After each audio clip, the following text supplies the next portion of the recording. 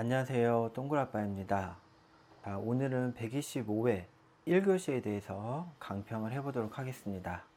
강평을 진행하기 전에 몇 가지 안내 말씀, 공지사항에 대해서 말씀드리겠습니다. 첫 번째로 동굴아빠는 각 문제에 대해서 그리고 평가를 하고 나면은 전체 그 교시에 대한 난이도를 이제 상중하로 평가를 하게 됩니다. 그런데 난이도를 평가한 것은 동굴아빠 개인의 의견이기 때문에 여기에 너무 연연하지 마시고 참고 정도만 해주시면 좋겠다라는 말씀 드립니다. 두 번째로 제가 강평을 하는 내용과 그리고 자료는 정답이 아닐 수가 있고요. 출제자의 의도와 맞지 않는 방향일 수가 있습니다. 자, 이렇게 공지사항 첫 번째 난이도, 공지사항 두 번째 강평 내용과 자료는 정답과 맞지 않을 수 있다라는 공지사항 말씀을 드립니다. 강평이 완료되고 제가 동굴아빠의 샘플 답안이 작성이 완료가 되면은 블로그에 공지사항을 통해서 판매를 하게 되는데요. 회차별로 2만원씩이니까 많은 관심을 부탁드리겠습니다. 공지사항을 마치고요. 이어서 각 문제의 난이도부터 보고 각 문제에 대해서 간략하게 강평을 해보도록 하겠습니다.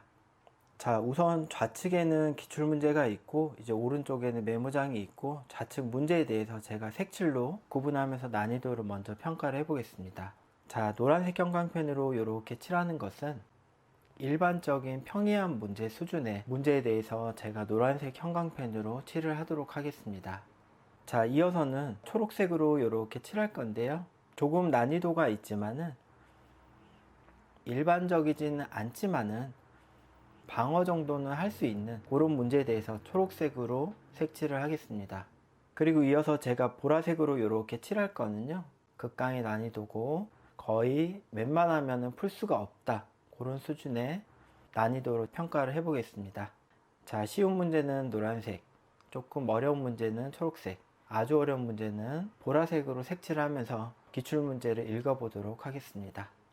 자, 1번 문제입니다. 비소성, NP의 공학적 특성이라는 문제 나옵니다. 2번, 안반 변형시험의 종류라는 문제가 나옵니다. 자, 이어서 3번, CCS 해서 카본 캡처 앤 스토리지라는 문제가 나왔고요. 이어서 4번 안밀계수의 결정 방법 해서 로그 티법과 루트 티법이 나옵니다. 5번 유선망의 도해법에서 유선과 등 수두선의 특징 나왔고요. 이어서 6번 터널에서 콘크리트 라이닝의 기능 나왔습니다. 이어서 7번 말뚝의 수평 저항력 산정 방법 중에 브롬스에 의한 방법 나왔습니다.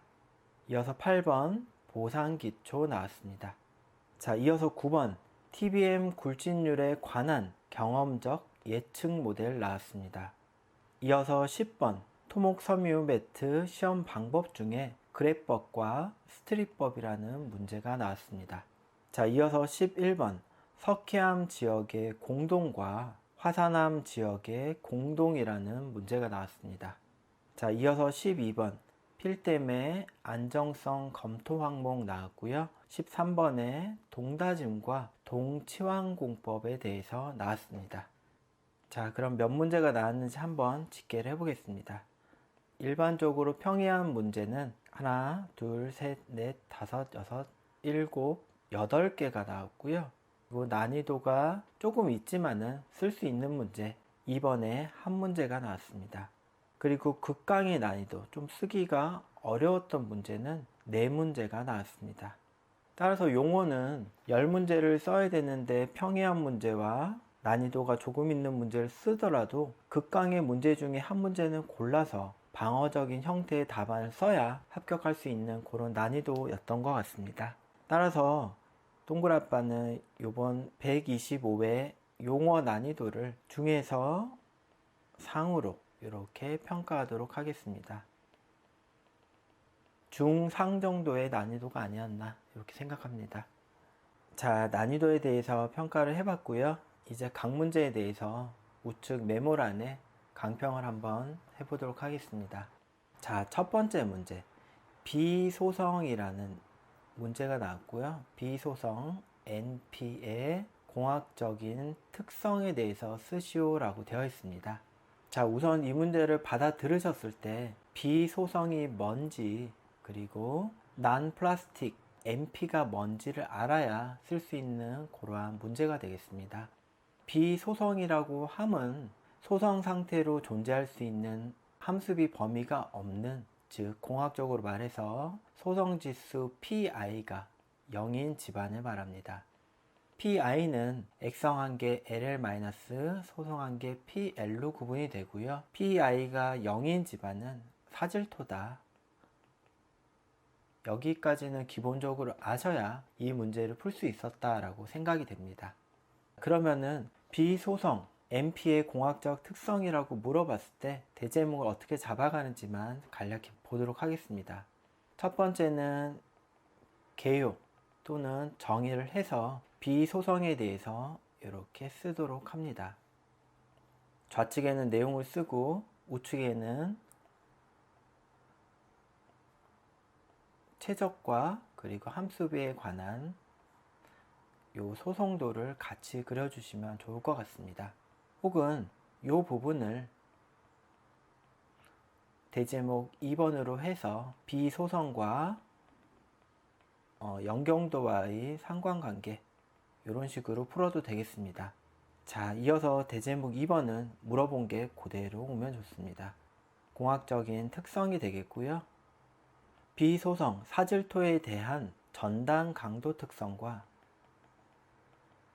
그리고 투수 특성, 그리고 압밀 특성 또는 압축성이라든지, 자, 압축성까지는 기본적으로 쓰시고 추가적으로 토합이라든지 그리고 내진이라든지 그리고 액상화 부분이라든지 이런 부분은 추가해서 쓰시면 좋은 답안이 되겠습니다. 자, 이렇게 쓰시면은 이제 일반적인 6점이나 7점짜리 답안이 되겠고요. 요 2번 특성에서 NP와 그리고 NP가 아닌 점성토와 이렇게 비교 설명, 표나 아니면 내용으로 이렇게 비교 설명하신 분들은 7점 이상은 가능한 고득점 문제가 되리라고 생각합니다.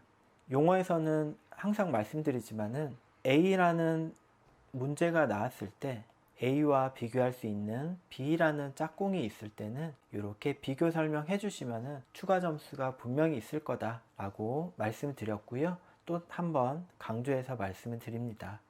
정리를 하자면은 비소성에 대한 특성을 물어봤을 때 비소성 NP에 대한 정의를 개요에다 쓰고 연경도와 관련된 이 부분을 이제 대제목으로 빼서 쓰셔도 되고, 아니면 개요 옆에 이렇게 첨가하는 그림을 쓰셔도 됩니다.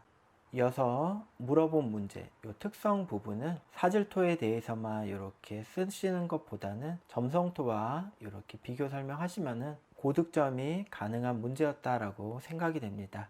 자, 1번은 여기까지 보겠습니다. 자, 이어서 2번 문제 보도록 하겠습니다. 안반의 변형 시험의 종류. 변형 시험의 종류라고 문제가 나왔습니다. 자, 이 문제는 제가 초록색으로 난이도가 조금 있다라고 표현을 드렸는데요. 왜냐면은 안반의 변형 시험은 이제 안반의 초기 지중응력을 구하는 시험과 다소 헷갈릴 소지가 있었기 때문에, 즉 함정이 있었기 때문에 어려웠을 거다 라고 나름 평가를 했습니다. 자, 이렇게 시험이 나왔을 때 안반의 변형 시험과 초기 지중 응력을 산정하는 시험, 이렇게 구분해서 정리를 하면은 더욱더 좋을 것 같습니다. 자, 대제목과 관련 내용을 소개시켜 드리겠습니다. 안반 변형 시험 종류가 나왔을 때는 개요가 나오겠고요. 그리고 이어서는 안반 변형 시험의 종류와 그리고 시험 방법, 그리고 시험 결과, 활용 시 유의사항, 뭐 이런 식으로 답안을 기술하시면 됩니다. 아니면 대제목을 이렇게 따로 가져가셔도 무방합니다. 자, 안반 변형 시험의 종류로는 공내 제하 시험이 있고요. 그리고 평판 제하 시험이 있습니다. 이 중에 가장 많이 사용하는 공내 제하 시험에서만 써도 아마 한 페이지 정도 쓰지 않을까 생각이 됩니다. 자, 여기까지는 이제 일반적인 사항이 되겠고요. 추가적으로 안반역학에 대해서 조금 더 공부하셨던 분들이라면 아마 고득점을 받기 위해서 안반의 변형 특성에 대해서 조금 기술을 했을 거라 생각이 드는데요. 이 부분은 이제 제가 요 강평을 준비하면서 찾았던 자료, 그 부분을 잠깐 소개시켜 드리고 가도록 하겠습니다. 자, 자료 잠깐 보도록 하겠습니다. 이제 세로축은 하중이고, 그리고 가로축은 변형량으로 뒀을 때, 변형시험을 했을 때, 그 관련 그래프가 나옵니다. 그래서 A 같은 경우는 이제 직선성이 아주 강하고, 이렇게 기울기가 크죠. 기울기가 크고, 탄성적이다 라고 보시면 되겠고요. 이제 A 같은 경우는 이제 주로 경함에서 나타난 특성이다 라고 생각하시면 됩니다.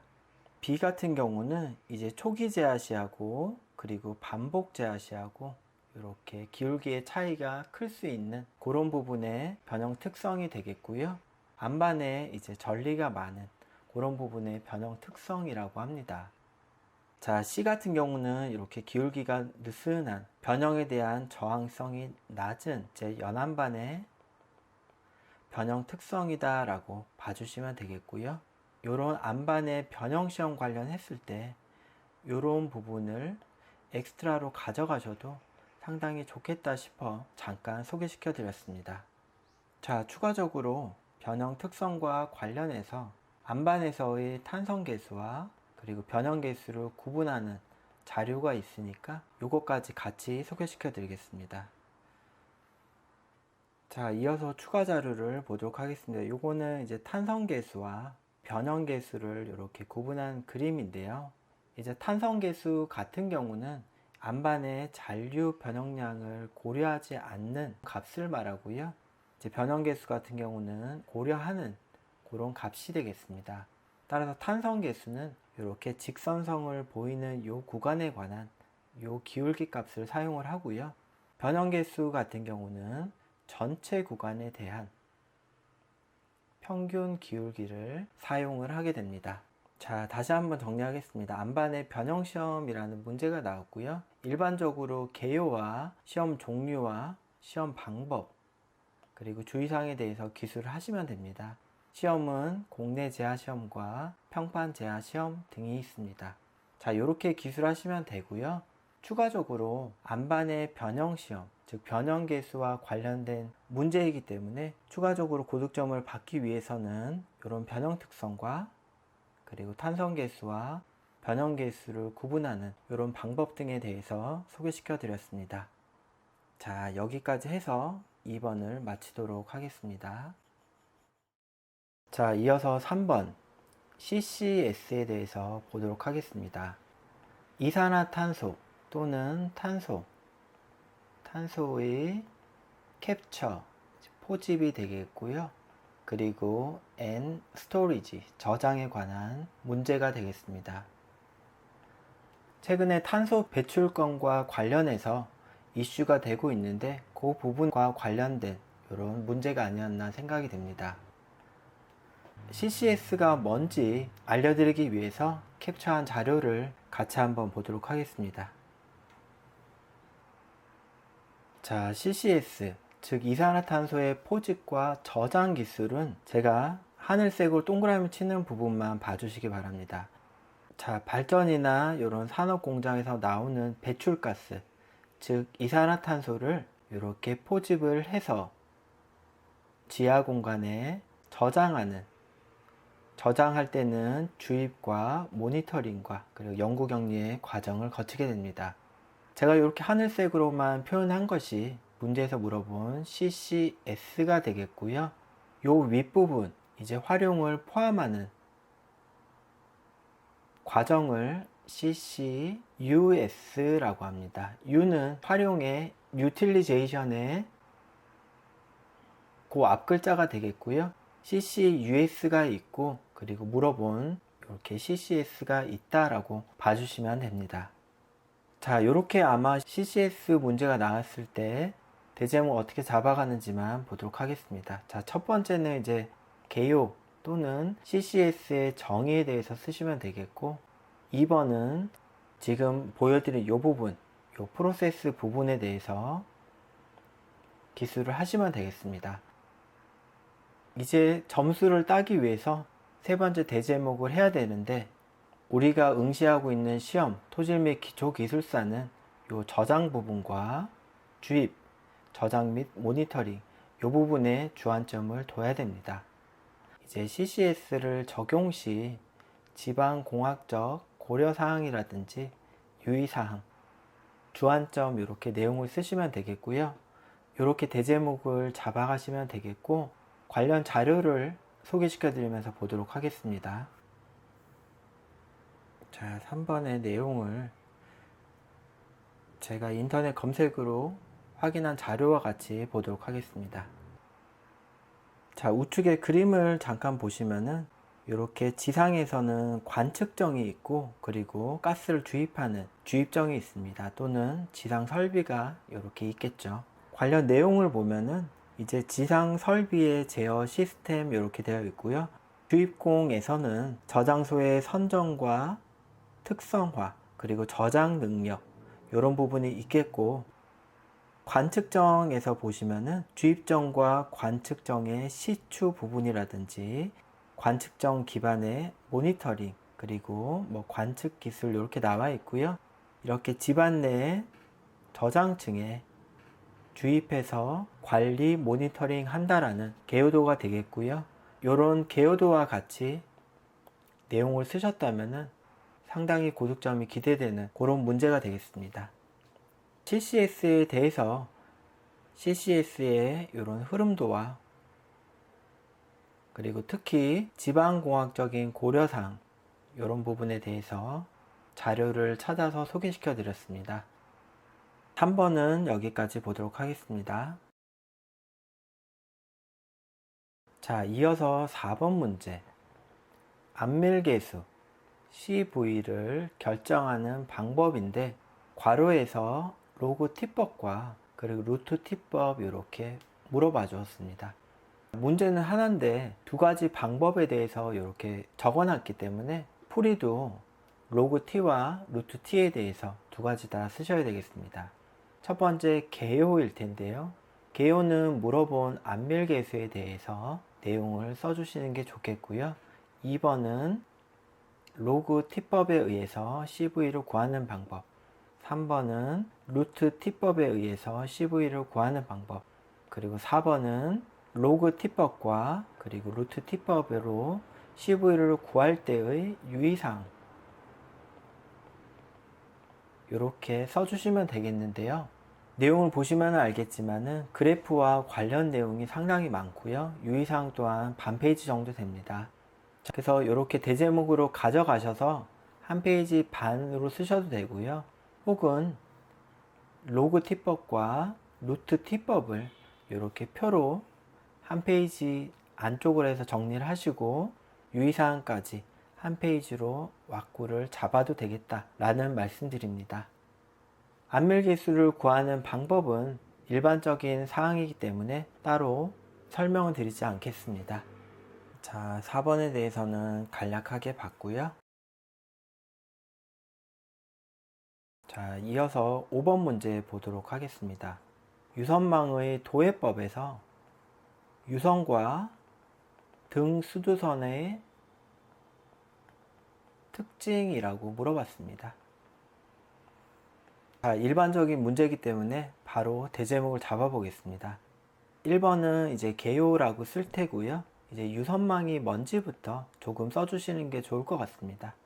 유선망에 대해서 쓰시고 유선과 등 수두선의 정의 정도를 쓰셔도 되는데, 제 개인적으로는 다음 대제목으로 넘어가는 게 좋을 것 같습니다. 자, 두 번째. 그러면은 유선망과 그리고 등 수두선의 특징이라는 대제목을 가져와서 유선과 등 수두선의 특징과 개요도를 그려주시고 특징에 대해서 기술하시면 됩니다. 특징은 유선과 등 수두선의 경계 조건이 있을 거고요. 유선망의 특징으로서는 유선망 개요도에서 보여주는 경계 조건이 있을 거고, 그리고 유선과 등 수두선의 특징에 대해서 기술해 주시면 이 전체가 물어본 문제의 답이 되겠습니다. 자, 이렇게 써서 한 페이지를 쓰셔도 되고, 추가적으로 유선과 등 수두선을 이용해서 수리학적으로 활용 시 유의사항이라든지 혹은 유선과 등 수두선을 이용해서 지방공학적으로 활용하는 부분에 대해서 이렇게 엑스트라를 가져가도 되겠습니다. 자, 유선과 등 수두선의 특징에 대해서 부각을 해서 한 페이지 가까이 쓰셔도 되고요. 적당히 쓰고 엑스트라를 이렇게 가져가셔도 됩니다.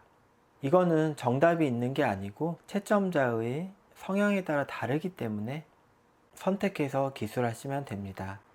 그런데 저 같은 경우는 이렇게 물어본 문제가 한 페이지가 넘을 만큼 내용이 많은 경우는 보통 한 페이지를 채우고요. 그렇지 않은 경우는 이렇게 엑스트라와 같이 한 페이지를 채우는 스킬을 이용을 하고 있습니다. 5번은 여기까지 보도록 하겠습니다. 6번 보도록 하겠습니다. 6번은 터널에서 콘크리트 라이닝의 기능이라고 문제가 나왔습니다. 자, 역시 일반적인 문제이기 때문에 바로 대제목을 잡아가겠습니다. 터널에서 라이닝의 기능 또는 개요라는 대제목으로 라이닝에 대해서 기술을 하게 되고요. 두 번째, 라이닝의 기능을 잡는데, 라이닝은 이제 구조적인 기능과 비구조적인 기능으로 이렇게 나뉩니다. 추가적으로 이제 3번 내용을 해서 라이닝의 설계, 시공 시 유의사항이라든지 혹은 라이닝의 변상 원인과 대책 이런 식으로 가져가셔도 좋습니다. 자, 앞선 문제와 마찬가지로 물어본 내용을 한 페이지로 충분히 늘려 쓰실 수 있을 때는 요거를 한 페이지로 쓰셔도 되고, 혹은 이렇게 한 페이지를 채울 능력이 안 된다 하면은 주변 것들을 가져와서 한 페이지를 가져가시면 됩니다. 자, 설계 시공 시 유의사항이라든지 변상 원인과 대책 이런 식으로 첨가해 주시면 됩니다. 채점자의 기준에 따라서 물어본 문제만 중점적으로 기술하는 것과 곁다리를 드리는 것과 점수가 차이가 날 수가 있겠고요. 어느 방법이 최선이다 라고는 말씀을 드리지는 못할 것 같습니다. 6번은 여기까지 보겠습니다. 자, 이어서 7번 문제. 말뚝의 수평 저항력 산정 방법 중에 브롬스의 방법이라고 되어 있는데요. 브롬스의 방법은 극한 평형법이 됩니다. 브롬스의 극한 평형법은 말뚝이 설치되는 지반 조건에 따라 토질 조건에 따라서 사질토와 점성토로 구분을 하고요. 그리고 2번 말뚝의 특성치로 따라 말뚝을 구분을 합니다. 긴 말뚝과 짧은 말뚝, 그리고 점성토도 마찬가지로 긴 말뚝과 짧은 말뚝으로 구분을 합니다. 그리고 이어서 세 번째는 말뚝 두부의 고정 조건에 따라서 또 구분을 하는데요. 말뚝 두부가 자유단인 경우 또는 고정단인 경우 이렇게 동일한 방법으로 이렇게 구분을 합니다. 자, 이러한 과정을 통해서 말뚝의 파괴 형태를 가정해서 수평 저항력을 산정하는 그러한 방법이 되겠습니다. 대제목을 잡아본다면 첫 번째는 개요가 되겠고요. 지금 말씀드린 두 번째는 극한 평형법의 해석 방법 정도가 되겠습니다. 그리고 추가적으로 극한 평형법 적용 시 유의사항이라든지 평가 항목 이렇게 해서 학습하셨던 내용을 써주시면 완벽한 흐름이 되겠습니다.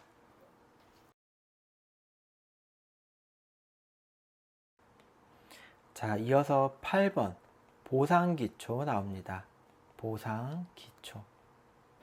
보상기초가 나오고요. 보상기초는 이제 부력기초와 동일한 말이 되겠습니다. 일반적인 문제가 나왔고요. 보상기초에 대해서 대제목만 간단하게 잡아보도록 하겠습니다. 첫 번째는 보상기초의 정의, 그리고 두 번째는 보상기초의 원리가 되겠고요. 그리고 보상기초는 완전 보상기초와 부분 보상기초로 이렇게 구분해서 원리 쪽에서 설명해 주시면 좋을 것 같습니다. 추가적으로 3번 해서 보상기초 적용 시 고려사항,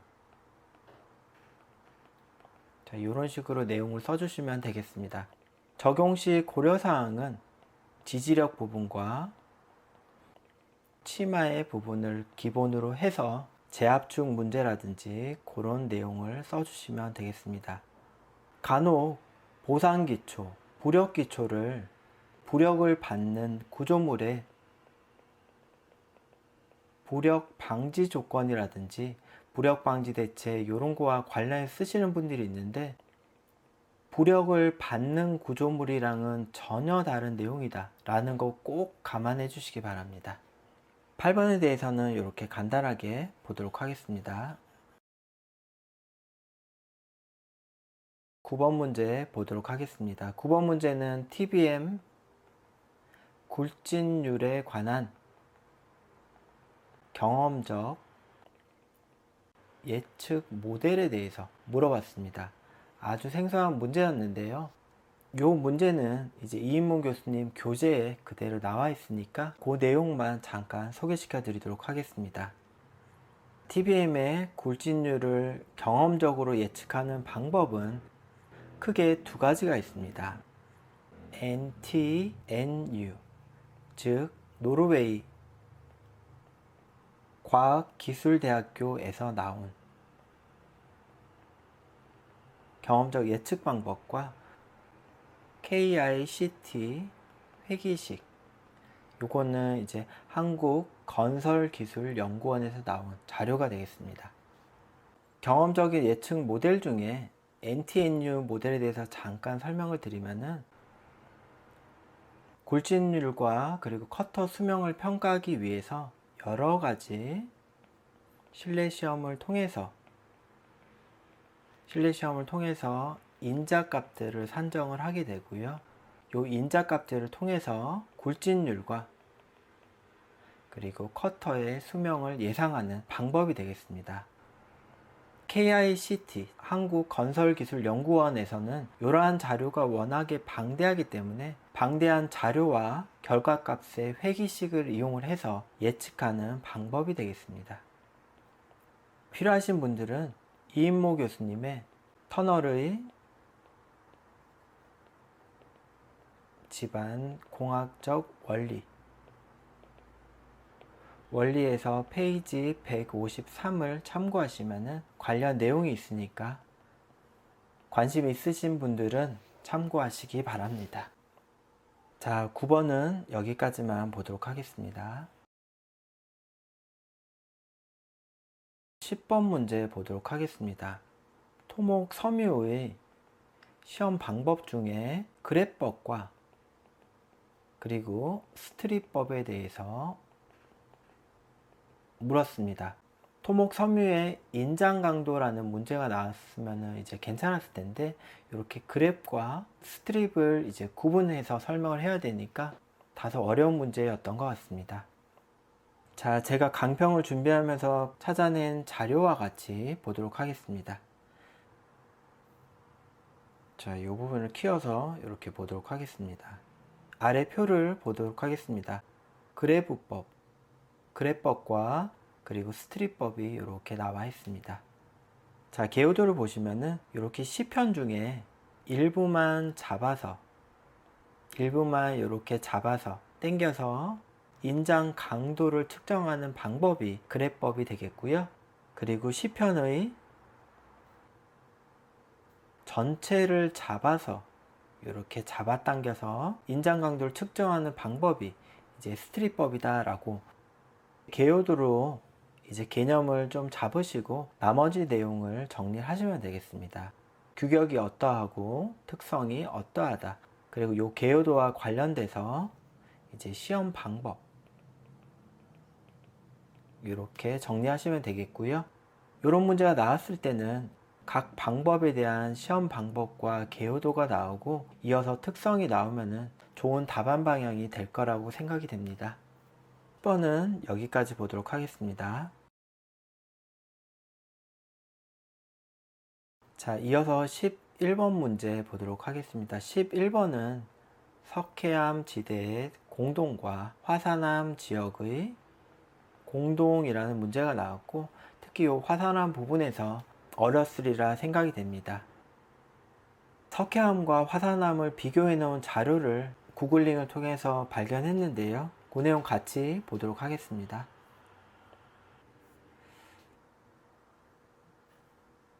자, 내용을 가져왔습니다. 한번 보도록 하겠습니다. 좌측에는 이제 석회동굴, 우측에는 용암동굴이 이렇게 있고요. 개요도와 그리고 내용들이 이렇게 되어 있습니다. 자, 우리가 궁금한 건 이제 용암동굴, 즉 화산암 동굴이기 때문에 이 부분 위주로 보도록 하겠습니다. 자, 내용을 아래 보도록 하겠습니다. 용암이 흘러내리다가 바깥쪽이 먼저 식어서 동굴 틀을 만들고 안쪽은 뜨거운 용암이 계속 흘러내려서 내부에 빈 공간으로 생긴 동굴을 말합니다. 자, 우리나라 가장 유명한 화산암 동굴은 제주도에 있는 만장굴이 되겠습니다. 궁금하신 분은 한번 찾아보시면 되겠습니다. 자, 요 그림에서 핵심은 이제 요 지표면은 굳었는데 내부로는 이렇게 용암이 계속 흘러들어서 공동이 생긴다 라는 내용이 되겠습니다. 자, 이렇게 문제가 나왔을 때는 이제 두 번째 이렇게 요 내용은 아마 요 생성 과정이라든지 혹은 원리라는 대제목으로 요 내용을 쓰시면 되겠습니다. 추가적으로 더 쓰신다면은 공동지역의 집안조사 방법과 그리고 뭐 설계 방법, 고려사항 이런 식으로 대제목을 잡아서 기술하시면 되겠습니다. 자, 관련 자료와 같이 봤고요. 11번은 이렇게 보는 것으로 하겠습니다. 이어서 12번 부분 보도록 하겠습니다. 필댐에서의 안정성 검토 항목 이렇게 나왔습니다. 대제목 한번 잡아보겠습니다. 그러면은 개요로 써서 필댐이 어떤 거다라는 정도 써주시면 됩니다. 사석층과 필터층과 코어층으로 유지된 뭐 이런 내용을 써주시면 되겠고요. 2번은 이제 필댐의 개요도와 그리고 각 구성별 재료 혹은 역할에 대해서 써주시면 됩니다. 이렇게 개요도를 그려주시고 옆에다가 이렇게 역할이라든지 기능에 대해서 써주시면 되겠고요. 그리고 이어서 나오는 3번 물어본 문제에 대한 답이 되겠습니다. 안정성 검토 항목이 되겠습니다. 자, 필댐에서 가장 중요한 안정성 검토 항목은 이제 침투에 대한 안정성 검토가 되겠고 이어서는 사면 활동 부분 그리고 세 번째는 치마를 포함한 변형 문제 요거는 재체에 관한 부분과 그리고 기초에 대한 부분으로 나눠서 써주시면 되겠습니다. 12번에 대해서는 여기까지 간략히 보도록 하겠습니다. 13번 이제 동다짐과 동치환에 대해서 물어봤습니다. 13번을 풀기 전에 잠깐 말씀드리면은 지금 125회 용어에서는 A와 B 물어보는 문제가 상당히 많았습니다. 4번 문제의 안밀계수와 그리고 10번 문제 그래법과 스트립법, 그리고 11번 문제 석회암 공동과 화산암 공동, 그리고 13번 문제 이렇게 있고요. 추가적으로 짝꿍이 있는 걸 물어본 문제도 몇 문제가 있었습니다. 그래서 용어에서 이렇게 A와 B에 대해서 물어봤을 때는 각각에 대해서 1번 A, 2번 B 해서 이렇게 쓰시는 것도 좋지만은 이렇게 쓰면은 내용이 제한적이기 때문에 적극적으로 표를 활용해서 기술하시면은 좋겠다라는 말씀을 먼저 드립니다. 표로 하셔야 이제 내용을 많이 쓸 수 있고 어필할 부분이 많기 때문입니다. 자, 여기까지 말씀드리고 내용 보도록 하겠습니다. 말씀드렸듯이 동다짐과 그리고 동치환에 대해서 물어봤고요. 비교할 항목들이 이제 머릿속에 번뜩번뜩 떠올라야 됩니다. 시험장에서. 특히 동다짐과 동치환은 원리적인 가장 큰 차이가 있겠고요. 동다짐과 동치환 공법의 특징, 그리고 개요도를 쓸 수 있으면 좋고요. 그리고 추가적으로 적용성이라든지 그리고 활용 분야 이런 정도로 구분해서 써주시면 되겠습니다. 물론 첫 번째는 개요해서 동다짐과 동치환에 대해서 개략적으로 써주시고요. 2번 대제목해서 동다짐과 동치환의 특징 비교 이런 식으로 해서 표로 기술하시면 좋은 답안 방향이 되었을 것 같습니다. 자, 여기까지 해서 13번까지 봤고요. 1교시에 대한 강평을 마치도록 하겠습니다. 수고하셨습니다.